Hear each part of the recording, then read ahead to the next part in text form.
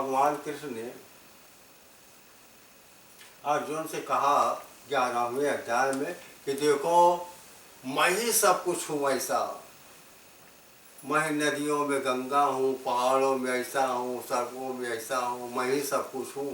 तो सब अपने बारे में बता रहे थे। अब देखिए इतनी बात भगवान को सुनने के बाद भी अर्जुन के मन के अंदर कहीं ना कहीं शंका बनी रही। हिम्मत तो ज़्यादा नहीं बोलने के, लेकिन उसने आखिर में बोल ही दिया। कहा प्रभु ये बताइए, आप अपने बारे में इतनी इतनी बातें बताए हैं, हमारा एक निवेदन है। अर्जुन कृष्ण ने कहा बोलो। अर्जुन तो अर्जुन ने कहा प्रभु मैं अपनी आंखों से देखना चाहता हूँ। बातें आई है ना, बोलो। इतना बावजूद भगवान के समझाने कि इंसान ऐसा होता उसका भ्रम जल्दी जाता नहीं। तब उसने कहा प्रभु हमको अपनी आंखों से दिखाओ, तब हमको थोड़ा विश्वास करेंगे, ऐसा है ना। तब कृष्ण जी ने कहा कि ठीक है, तू मेरा अन्यन भक्त है, मैं तुझको दिखाऊंगा। कहा बैठो। अर्जुन बैठ गया। कहा देखो अर्जुन मैं ऐसा हूँ, देखो अर्जुन मैं ऐसा हूँ। अर्जुन ने कहा कि हमको कुछ नहीं दिखाई दे रहा प्रभु, क्या बात कर रहे हो। तब फिर कृष्ण जी ने कहा कि देखो इन आंखों से तू नहीं देख सकता, है ना। ये बात आई है ना। तो भगवान कृष्ण ने उसको दिव्य नेत्र दिया है ना, ऐसा सुना है ना। दिव्य चक्षु दिया, दिव्य नेत्र दिया। जब उसको दिव्य नेत्र दिया तब वो भगवान के स्वरूप को देखने में सक्षम हुआ, है ना। हमको आप बताए, हम बहुत से लोगों से पूछते कि क्यों भाई कहाँ गए थे, तो वो गए थे वहाँ पर भगवान का दर्शन करने। आज मंगल है ना, हनुमान जी का दर्शन करने गए थे। अच्छा आप कहाँ गए थे, कहे थे वहाँ पर गए थे वो काशी में विश्वनाथ जी का दर्शन करने। अच्छा कहाँ गए थे, मैं वैष्णव माता का दर्शन करने। सामने भगवान कृष्ण बिना दिव्य नेत्र को, सामने भगवान को नहीं देख सकता, आप के पास वो दिव्य नेत्र है, बताइए आप क्या देखने गए हैं, पथरा देखने गए और क्या, बोलो भाई। आप लोग पढ़े लिखे लोग हैं, जहाँ विचार करिए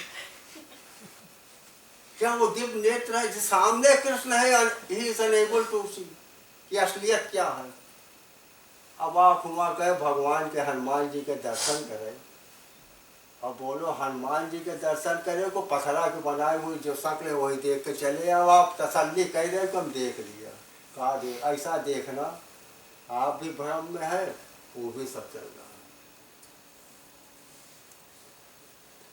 लेकिन याद रखिए कि जो तौर तरीके हमारे महापुरुषों ने बताया कि जैसे इसमें कृष्ण जी ने बताया कि इसका पहला तरीका ध्यान आत्मनि पश्यन्ति केचित् आत्मानम, ध्यान के द्वारा अर्जुन तुम अपनी आत्मा में मुझको देख सकते। अब लोगों ने समझ लिया कि ध्यान सब लोग ध्यान ये आँखी मूंद के बैठना ध्यान नहीं होता, ये भी जान लीजिए। ध्यान किया नहीं जाता, ध्यान हो जाता है। ये सब बड़ी आश्चर्य। आपने समाधि उमाधि लोग पूछते हैं, कहा यार क्या करोगे, कहें वो जी समाधि उसको लग गई थी। अरे हम कहा समाधि लग गई थी तो क्या हुआ था उसको, का ओलंपिक का गोल्ड मेडल पाया था क्या, और बिरयानी का खाने को मिला, क्या मतलब। लोगों ने सारे शब्द को सुन रखा बोल। अक्सर कुछ लोग आए कहे बाबू जी वहाँ गए थे तो कुंडलनी जागृत कर, सारे लोगों को भ्रम में डाला जाए। कुंडलनी जागृत करना कोई कुछ बताता है, कोई कुछ बताता है। यार हम एक अच्छे इंसान की तरह जीना तो सीख लें, क्यों है, इनको सम्मान देना तो सीख लें, इनके सेवा करना तो सीख लें। सरलता विनम्रता प्रेम का किसी के अंदर प्रवाह ही नहीं है। 5 लीटर दूध ले जाए के शंकर जी ऊपर नहलाए के बस वो सोच रहा है कि किसी तरीके जैसे संसार में भूत से काम चलता है वहाँ भी चलाए थे। यही सब मामला है। बोलो भैया यार अच्छे इंसान बोलो। एक आज का इंसान तो इंसान से डरने लगा है।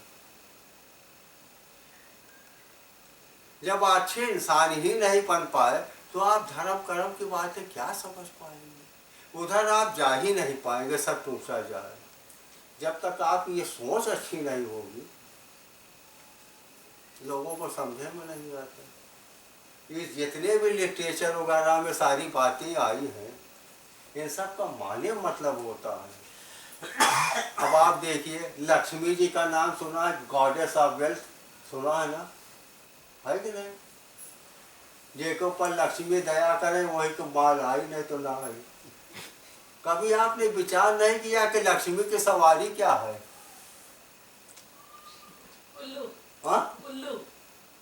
उल्लू सुना है ना आपने? इतनी बड़ी जिनके पास दौलत भरा है, वो तो हर 6 महीना में नई गाड़ी बुक करके चलता। आज तक उनकी सवारी में कोई बदलाव नहीं, वही उल्लू। अब आप किसी को भाई उल्लू कह दें तो मार पीट की नौबत आ जाती। उल्लू का आपने कभी गुण सुना है? उल्लू को रात में ही दिखता है, उजाले में नहीं दिखता। ये भी सोच लीजिए, इसका क्या मतलब? उसकी निगाहें रात में ही दिखता है, उजाले में हमेशा निगेटिव की तरफ रहती, उसकी सोच पॉजिटिव की तरफ नहीं होती, समझ लीजिए। अब आपने देखा भी होगा, जितने पैसे वाले लोग हैं ना, उनका क्या आप खुद ही जान लीजिए। अब क्या बताएं, वो किसी तरीके से काम अपना फाइल गायब करवा दे, उलट दे पुलट दे, घूस दे दे, मर्डर करा दे, वो अपना उल्लू सीधा करने के लिए हर हथियार अपनाने को तैयार है ना। यही तो उल्लू की सवारी है, और क्या है वो। हाँ? जिसके पास दौलत है वो ऐसे ही करता है ना। दूसरी तरफ आप देखिए, सरस्वती की सवारी क्या होती है? आपने सुना होगा, हंस है ना?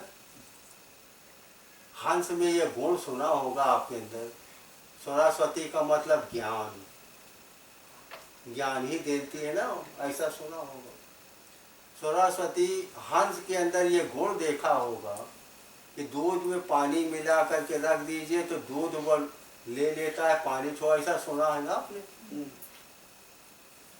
हंस में जिसके अंदर ज्ञान होगा, विवेक होगा, वो निगेटिव को छोड़ देगा, पॉजिटिव को पकड़ेगा। और अगर उल्लू को सवारी करना हो तो भैया वो क्या अलग मामला है, और क्या अलग मामला है। बहुत से शब्द इसके अंदर आए हैं।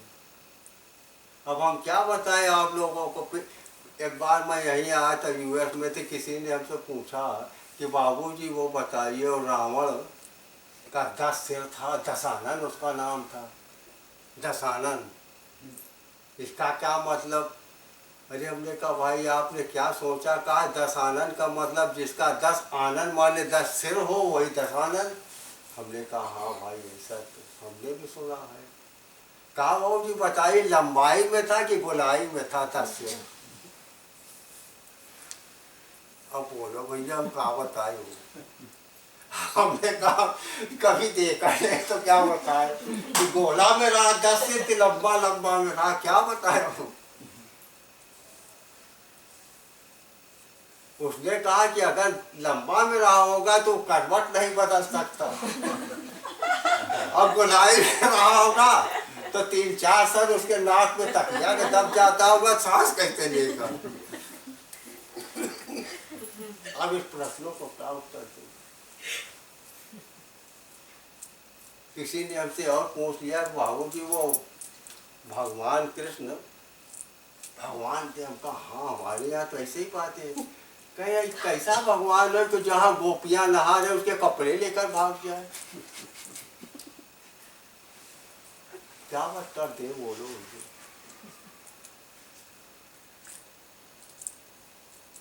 लेकिन इस बात को आप जान लीजिए, एक पहलू होता है जिसको आपने सुना, अध्यात्म, है ना? स्पिरिचुअलिटी, आध्यात्मिक। जो अध्यात्म के रास्ते पर चलकर के अपने आप को जानने में सक्षम हो जाए, उस सारे प्रश्नों का उत्तर वो आपको दे देगा।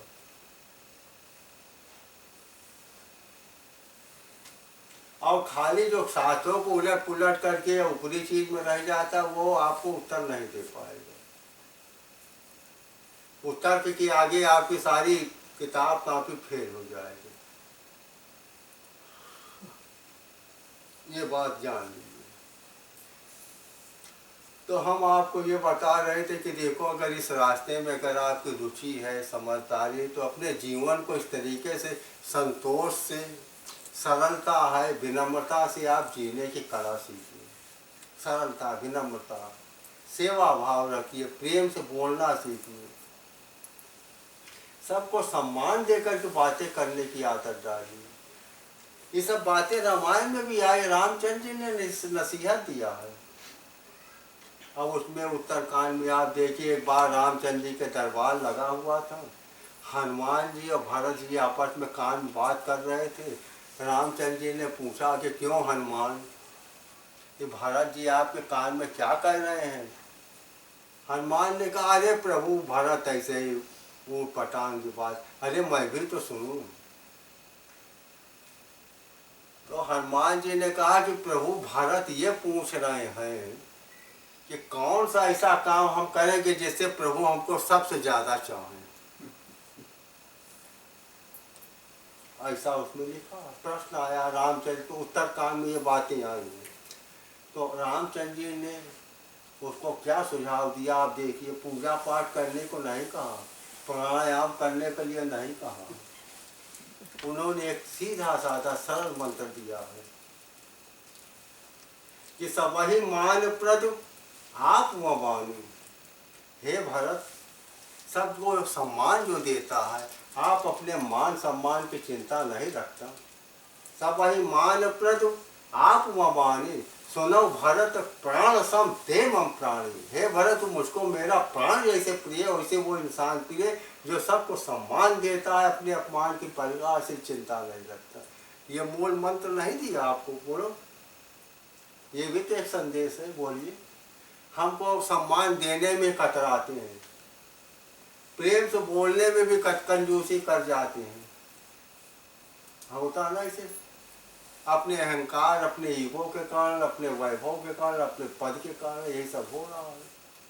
तो जब तक इन बातों में सरलता, विनम्रता की झलक नहीं आएगी, तब तक आपकी जो चेतना है ना, ये शांत नहीं होगी। इसके अंदर ये बातें बहुत अच्छी है कि जो आदमी अपने जीवन के अंदर सरलता, विनम्रता, प्रेम, सेवा का भाव ले आता है, उसका इस मन जो है ना, वो धीरे धीरे एक शांति की स्थिति पर चलता है। फिर वो अगर अपने चुपचाप, तो उसको लगता है कि उसके अंदर प्रॉब्लम बहुत ज़्यादा नहीं क्रिएट, तो उसको लगता है कि कभी कभी मन शांत होने लगा है। तो इसको अभ्यास की पहले जीवन में तो पहली बात ये है। दूसरी बात, महापुरुषों ने बहुत सी चीज़ों को आपको बताया है। बुद्धि की यहाँ बताया गया, आपको भगवान कृष्ण ने इसको अर्जुन को भी बताया है। बहुत सी जगह बातें होती हैं। आपकी जो सांसें चलती है ना, सांसें का आना जाना कभी रुकती तो है नहीं, कि रुकती है? कभी नहीं रुकती ना।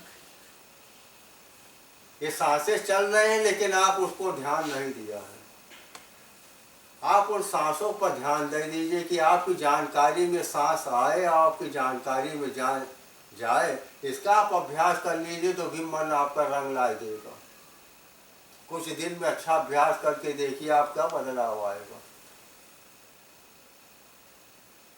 ये सांसें जो आती है जाती है, उसको डिस्टर्ब नहीं करना है, न घटाना है न बढ़ाना, उसको डिस्टर्ब बिल्कुल नहीं करना। जैसे वो स्वाभाविक रूप से चल रहे हैं, चलने दीजिए।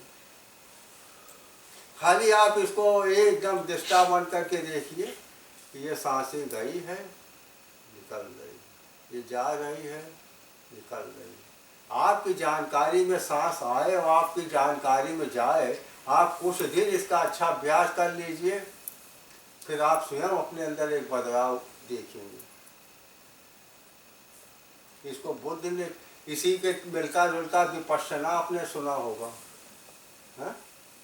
उसमें भी ये सांस ही पर ध्यान देने की बताइए। विपश्यना आप लोग कोई गया हो तो देखो, तो अलग अलग तरीका, लेकिन हमने आपको इजी वे में बता दिया कि सांस पर आप हमेशा उठते बैठते चलते फिरते काम करते वॉक करते, किसी भी स्थिति, चाहे बाथरूम में हो कहीं भी, सांस तो रोकेंगे नहीं, तो रुक जाती है, नहीं रुकी।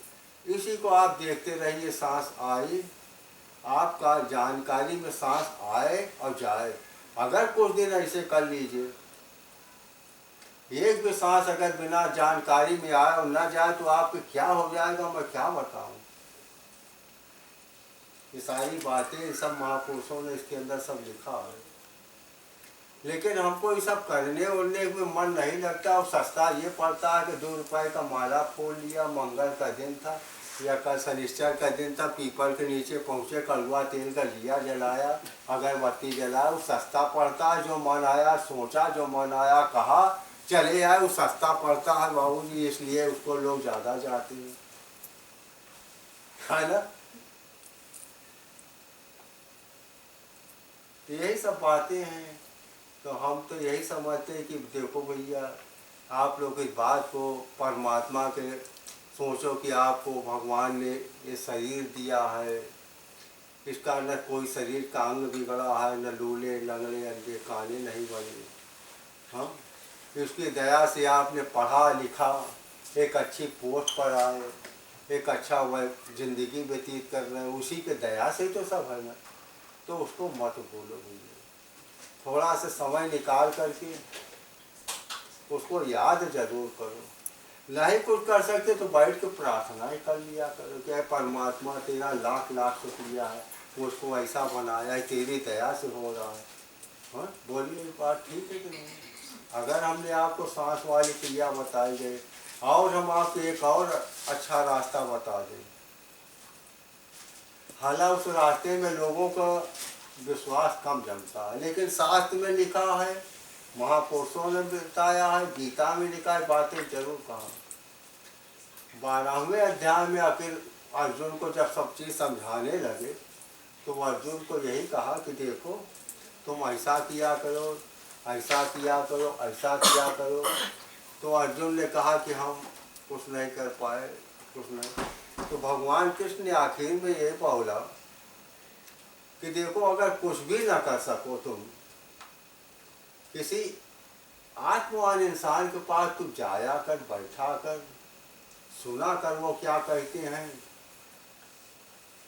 और जितनी देर तक वो अपनी बुद्धि मत लगाना, उनके मतलब कहने का थोड़ा श्रद्धा विश्वास समर्पण के साथ उनको याद करना, उनकी बातों को सुनना, मनन।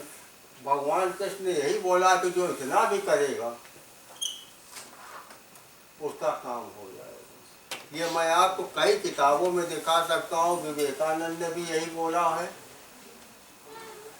आपको उपनिषदों में मैं दिखा दूँ, आपको गीता में दिखा दूँ, रामायण में यही बातें बताई गई। इससे बड़ा आश्चर्य आसान तरीका और कौन हो सकता है। लेकिन ये नहीं कि मतलब है कि कोई बात ये है कि इसमें बहुत से लोग धोखा भी खाएं, वहाँ जाए, है ना। तो ये भी बात आ जाती है। आप तो इसलिए किसी के पास आप जाइए, थोड़ी देर बैठिए, सुनिए उनकी बातों को, नहीं जमता तो दूसरी जगह जाइए, नहीं जमता तीसरी जगह। लेकिन इसमें बातें कुछ महापुरुषों से, अगर वास्तव में आपके अंदर जिज्ञासा है, तड़प है, जानकारी के लिए ललायत है ना, तो कोई ना कोई अच्छा बताने वाला आपके दरवाजे खुद चलाएगा। ये भी उन्होंने पढ़ा है महापुरुषों की बातों में, बशर्ते वो लगन होना चाहिए। हमसे बहुत से लोग आते हैं कि इस ढंग का कोई पुरुष बताइए या उसको कोई गुरु बताए, हम कहा कौन से ऐसा बता दे भैया। कृष्ण ऐसा गुरु गलियों में घूम रहा, उसको अर्जुन ऐसा शिष्य ही नहीं मिल रहा, तो वो क्या करे। तो अच्छे की तलाश करना हो तो खुद भी तो अच्छा बनना पड़ेगा। हाँ, तो कहने का मतलब अगर और चीजें नहीं कोई कर पाता तो ऐसे महापुरुष, इसी को साथ की भाषा में सत्संग भी कहा जाता है। क्यों? सत्य का जहाँ साथ हो वही सत्संग है। तो बहुत सी चीजें हैं अब इतना कम समय में क्या बताएं, लेकिन इतना जरूर आप लोगों से निवेदन करें कि ये मेरा स्वयं का अनुभव है। अगर किसी अच्छी इंसान के पास, आत्मवान इंसान जो अपनी आत्मा को जान चुका है या जानने में लगा भी, आपसे सीनियर भी है, तो उसके साथ रहने में आपका इस रास्ते में जरूर मदद मिलती है।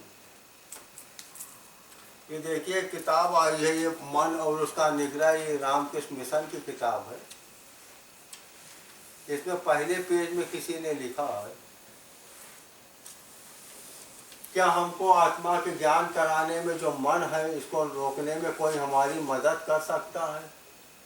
किसी ने प्रश्न पूछा है। तो इस किताब रामकृष्ण परमहंस आए स्वामी बुधानंद ने लिखा है। इस किताब में यही लिखा है कि उसने पूछा कि क्या कोई इस संबंध में मन को निग्रह करने में हमारी मदद कर सकता है? तो उन्होंने कहा हाँ, जिन्होंने अपने मन को वश में कर लिया वो आपकी मदद कर सकती है। ये मैंने इसका अनुभव भी किया है। ये बातें गप नहीं है, ये बात बिल्कुल सही। और दुनिया के जितने भी आप महापुरुषों को देखे होंगे, आपने स्वामी राम विवेकानंद के बारे में सुना होगा ना। विवेकानंद को श्री रामकृष्ण ने ऐसे स्पर्श किया, उसको समाधि लग गई थी, बातें आप लोगों ने सुना होगा। ऐसे ऐसे महापुरुष दुनिया में है और अब भी है, ऐसी बात नहीं है। लेकिन वो ऐसे शिष्य की तलाश करते हैं। उनके पास ये कोई धंधा नहीं करना कि आश्रम चलाना, चंदा दे। उनके पास ऐसा पावर होता, मैं आपको क्या बताऊं, मैं सत्य इसका अनुभव किया। वो ऐसे पावरफुल होते, लेकिन आप उनको अंदाज नहीं सकते। एकदम साधारण स्थिति में उनका खाना पीना उठना बैठना कि आपको तो विश्वास ही नहीं होगा कि इस स्थिति के आदमी हो। उनके कहने पर हवा रुक जाती, उनके कहने पर पानी बरसता, उनके कहने पर आग, आपको आप आग हाथ डालेंगे आपको ठंडा लगेगा। ये सब चीज़ का मुझे अनुभव हुआ, इसलिए मैं बोल रहा हूँ। अगर और आप कुछ न कर सकें तो किसी एक जिन पर आपकी आस्था है, विश्वास है, उनके पास जाया करिए। जो आपको बताते हैं उसको करा करिए, समझा करिए।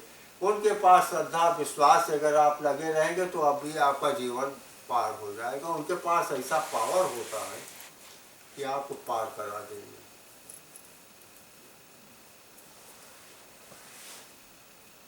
यही सब बातें हैं।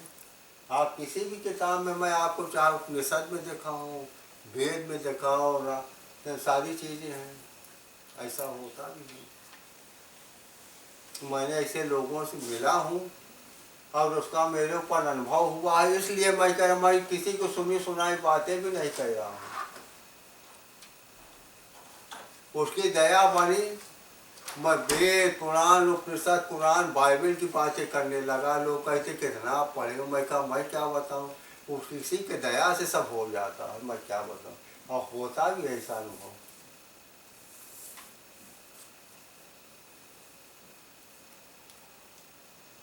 तो ये सब चीज़ें हैं कि व्यस्तता के जीवन में अब ज़्यादा समय नहीं है। बच्चों को देख रेख करना है, जिम्मेदारी निभाना। हमने आपको बताया कि पहली बात तो यही कोशिश करिए, जब भी आपको किसी के सेवा का अवसर आए तो आप उसमें कभी पीछे मत हटना, क्योंकि ये भविष्य में पता नहीं वो अवसर मिले या ना मिले। पता नहीं कौन सा रूप किस रूप में आया आपसे सेवा के लिए बोल रहा है। आपने देखा होगा कि मदर टेरेसा का नाम सुना सभी ने। मदर टेरेसा को जो सम्मान मिला है, मैं तो समझता हूँ किसी शंकराचार्य वगैरह को मिला है, किसी दुनिया में किसी आदमी को नहीं मिला। क्या मदर टेरेसा माला फेरत रही, गायत्री मंत्र का उच्चार किया या चर्च में जाती थी? इन गरीबों यतीमों को उसने दिल से लगा दिया। ये गीता का संदेश ही, समभाव ले आओ। सारे लोग